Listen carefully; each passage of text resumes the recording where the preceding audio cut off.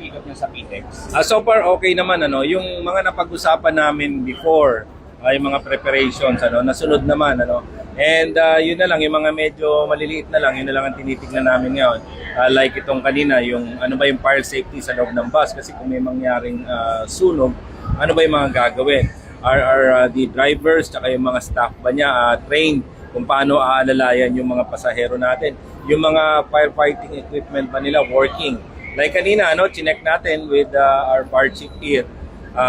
Chinek natin yung worthiness ng kanilang firefighting equipment, specifically yung fire extinguisher. And doon kanina may nasita kami dahil nga nakatali ng ng alambre, and it took him 8 seconds para matanggal yung alambre, and it's supposed to be dapat madali mo siyang mahuhugot dahil kung 8 seconds yun tapos merong nasusunog sa loob ng bus, that's a long time para mapatay mo at mapaalis mo yung tao. And supposed to be mali yung ginagawa niya na yun na nakaharang siya doon sa labasan ng mga pasahero. Dapat mahuhugot niya yun without obstructing yung pag-alis ng mga tao. Sir, gaano po ba kahalaga na kailangan equip yung ating mga driver sa paggamit ka po nitong mga fire? Both yan, the equipment must be checked, like yung firefighting equipment, yung blow bags na sinasabi natin initially, But isa pa sa tinitingnan namin dito yung physical condition ng mga drivers. That's why they are subjected to drug tests and other physical tests para ma-check natin yung kanilang, if they are physically fit tsaka mentally fit para mag-drive. Kasi ang dinadrive mo rito hindi lang buhay mo, you're carrying and protecting the safety ng mga pasahero mo. And malaking obligasyon yon at responsibility sa mga drivers. Sir, pa-elaborate lang po ng konti. Ano po yung preparations na nasunod po so far? Well, yung additional CCTVs, nung meetings namin, sabi namin you add additional CCTVs. And then yung mga walk-through scanners nila, dati kasi 2 lang, ngayon naging 3. And then yung additional personnel. Nung last time kasi napansin namin na kulang ang personnel nila. And then we told them na dagdagan natin, if they'll just ask for additional manpower from the PNP and additional manpower from the Philippine Coast Guard. So nakita naman namin kanina. Sir, various security agencies nag-iikot po dito. May dapat po ba kaming katakutan? I think this is one of the safest terminals na makikita nyo. And as far as yung kondisyon, very cozy siya, pwede ka magpahinga. Meron nga sila mga rooms dyan if ever na you want to take a nap while waiting for your ride. Sir, kaya issue ng overpricing na inalam nyo rin ba? Well, yung overpricing, chine-check din namin yan. But we will be submitting reports. Like kanina, may mga nakita rin kami.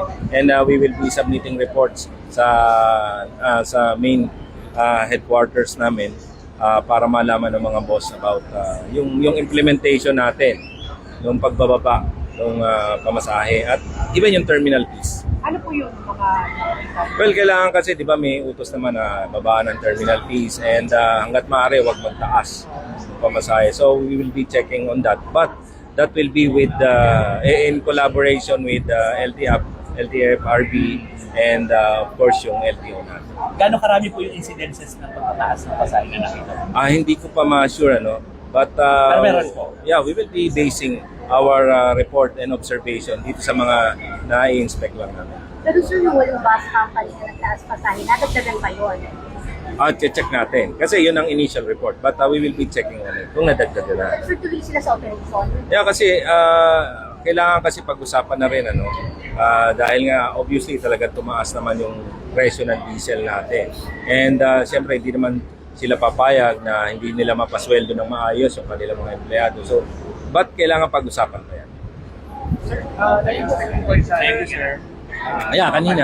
Kanina, yung mga paliparan, we also inspected yung mga equipment, specifically yung mga scanners na ginagamit doon.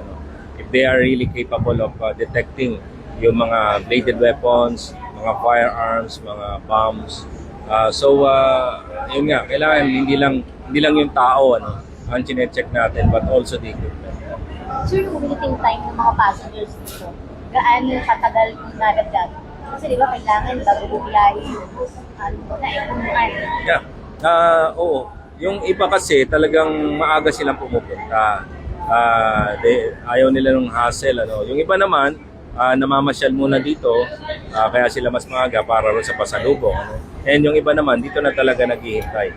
Kaya as much as possible, yun ang sinasabi namin sa mga stakeholders na kapartner namin na let's make it a point na all the passengers na nandito will be maayos yung kalagayan nila and yung masarap ang pakiramdam nila while waiting for their ride. Sir, paalala na lang sa mga hahabol na pasahero. Well, dapat ngayon pa lang nagpaplano na sila no, in advance yung mga bags nila, chine-check nila kasi mamaya nanghihiram lang sila ng bag and then without them knowing it, may mga bala pala sa ilalim ng bag na yon o kaya may mga illegal contrabands na nandun like drugs or maybe firearms or yung mga bagay na talagang bawal sa loob ng sasakyan, even sa aeroplano, sa bus at sa barko. So plan yung ano nila and make sure na they have all the needed things na dala-dala nila. And yung mga bawal sa airports like yung pagdadala ng halimbawa 100 ml na chemical, ano, yung mga aerosol, mga bawal yan, yung mga flammable materials, yung mga bladed weapons, pointed weapons, bawal yan. So they have to plan it in advance and make sure na na-check po nila yung mga yung pwede at hindi pwedeng dalhin sa loob ng airport.